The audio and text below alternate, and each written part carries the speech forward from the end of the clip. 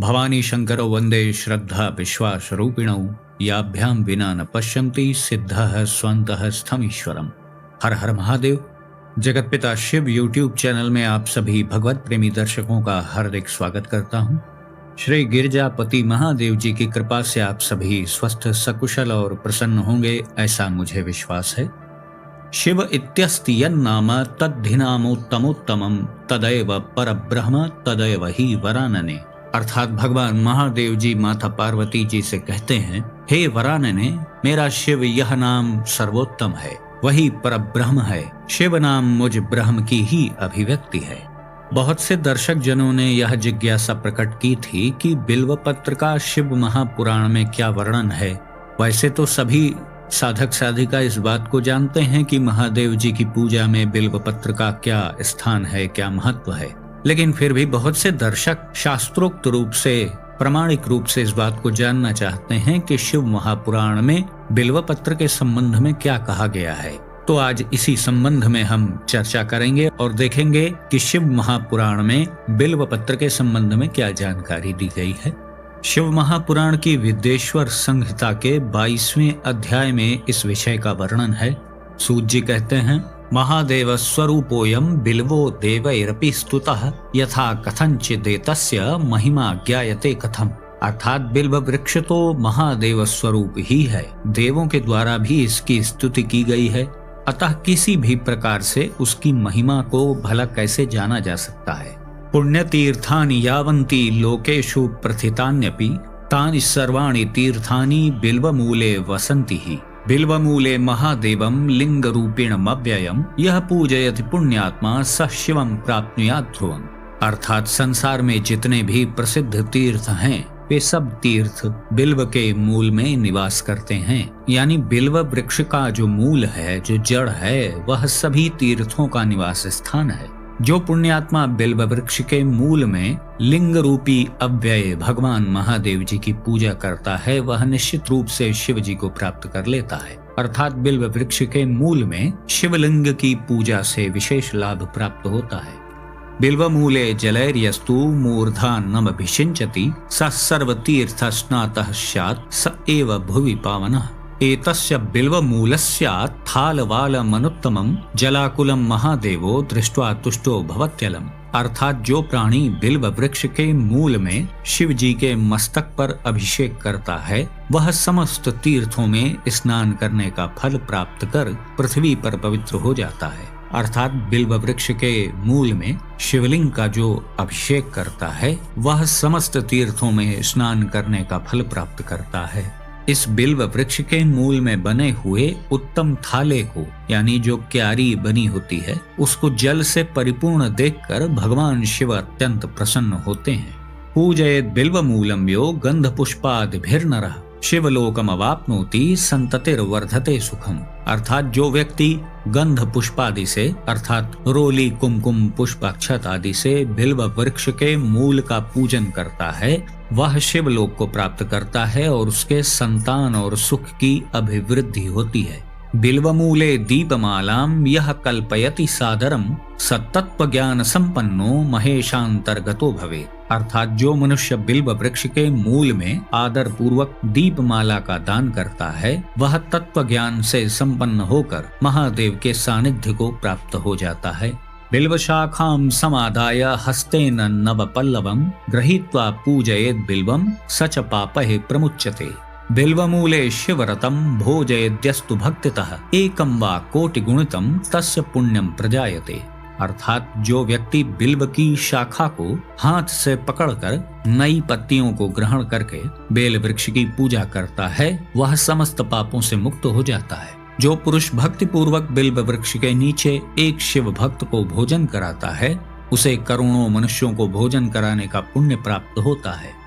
बिल्वमूले क्षीर युक्तम मन्नमाज्येन संयुतम यो दद्यात् शिव भक्ताय स दरिद्रो न जायते। सांगोपांगमिति प्रोक्तम शिवलिंग प्रपूजनम प्रवृत्तानां निवृत्तानां भेदतो द्विविधम द्विजा।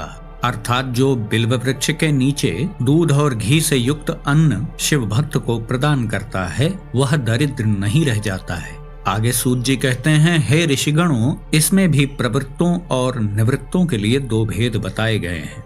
प्रवृत्तानां पीठ पूजा सर्वाभीष्ट प्रदा भुवि पात्रेणैव प्रवृत्तस्तु सर्व पूजां समाचरेत्। अर्थात प्रवृत्ति मार्गियों के लिए यानी गृहस्थ व्यक्तियों के लिए पीठ पूजा इस भूतल पर संपूर्ण अभीष्ट वस्तुओं को देने वाली होती है।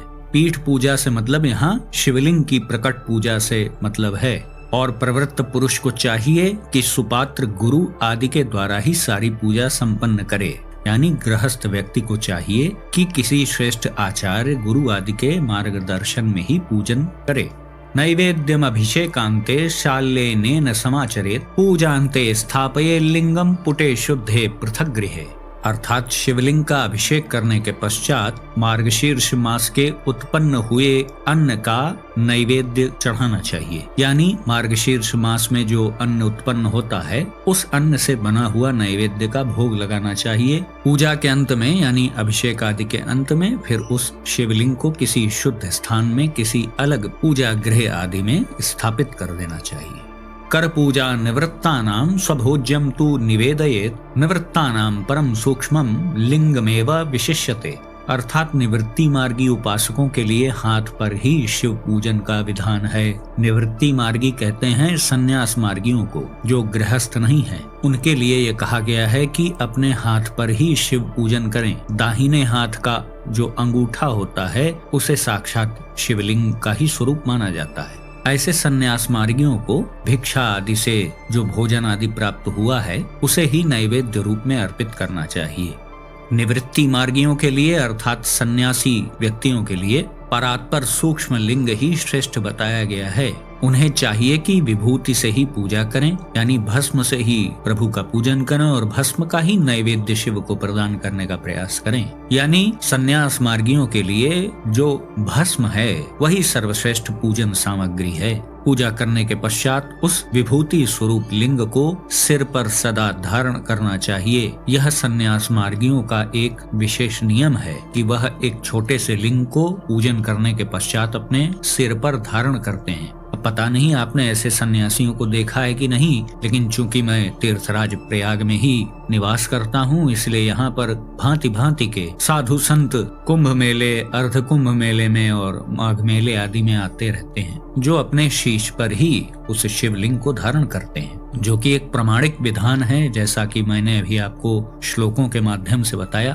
तो इस प्रकार आपने देखा कि शिव महापुराण में बेल के वृक्ष का क्या महत्व बताया गया है। शिव पूजन में तो बिल्वपत्र अर्पित करने का भी बहुत महत्व है और इससे संबंधित एक स्तोत्र भी है जिसे बिल्वाष्टकम स्तोत्र कहा जाता है, जिसका पाठ करते हुए आप महादेव जी को बिल्वपत्र अर्पित करें तो उसका अद्भुत लाभ होता है। मैं एक बार आप लोगों की सुविधा के लिए उस बिल्वाष्टकम स्तोत्र को अर्थ सहित पढ़ दे रहा हूँ।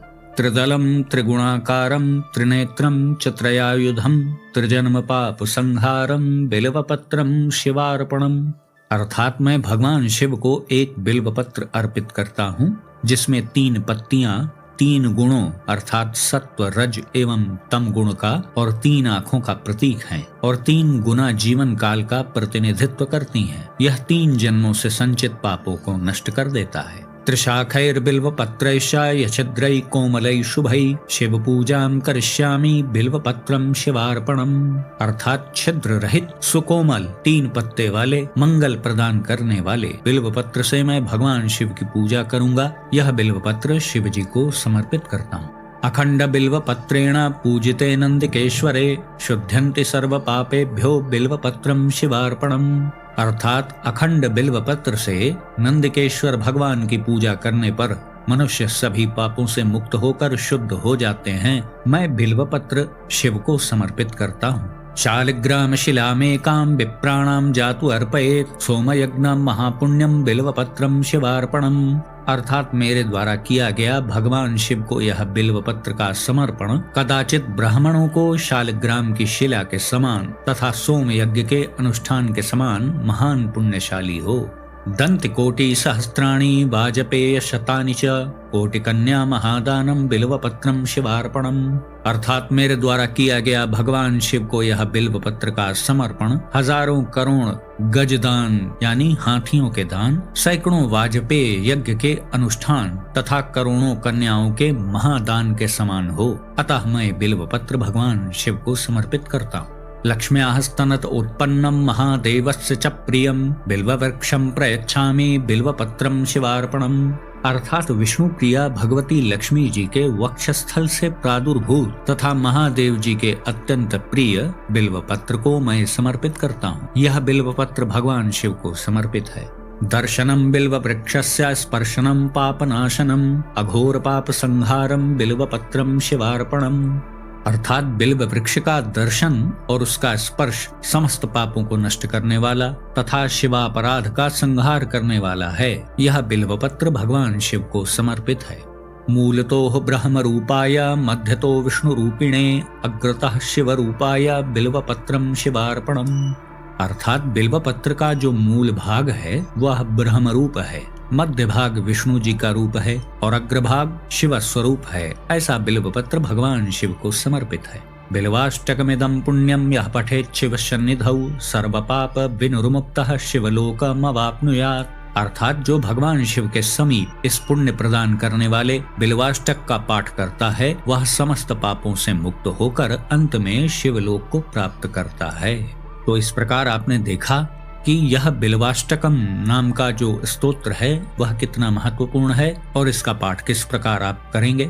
बिल्व पत्र अर्पित करते समय आप इस स्तोत्र का पाठ कर सकते हैं। इसके अतिरिक्त भी आप किसी अन्य समय भगवान शिव की प्रसन्नता के लिए इस स्तोत्र का पाठ कर सकते हैं। इसके साथ ही आप सभी दर्शक इस बात का भी ध्यान रखें कि चतुर्थी, अष्टमी, नवमी, चतुर्दशी और अमावस्या तिथियों पर बेलपत्र तोड़ना नहीं चाहिए। साथ ही किसी संक्रांति का दिन हो, सूर्य देवता का किसी अन्य राशि में प्रवेश हो रहा हो यानी संक्रांति हो रही हो और सोमवार का दिन हो तो इस दिन भी बिल्व पत्र तोड़ने से बचना चाहिए।